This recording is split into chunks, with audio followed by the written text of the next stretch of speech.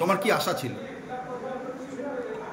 মাধ্যমিক ক্লাস 10-এ যখন পড়াশোনা শুরু করি তখন থেকেই আশা ছিল একটা মেধা তালিকায় যাতে নাম ওঠে।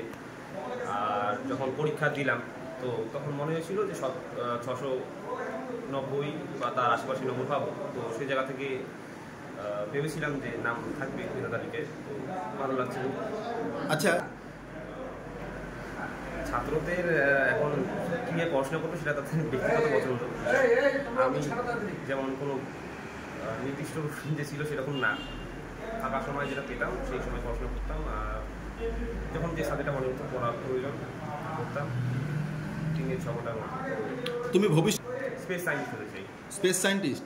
বাহ, হঠাৎ করে এই ছোটোবেলা থেকে যখন খবরের কাগজ পড়তাম তখন স্টিফেন হকিংসের বিভিন্ন লেখালেখিগুলো পড়তাম। তো তার থেকে অনুপ্রেরণা পেয়ে আমার ইচ্ছে ইসরোতে যাওয়ার, মহাকাশের বিষয়ে আগ্রহ রয়েছে, তো সেখান থেকে স্পেস সায়েন্স হচ্ছে। আচ্ছা, সবচেয়ে অবদান বেশি অবশ্যই, কারণ শুধু একজনের নাম বলা তো যায় না।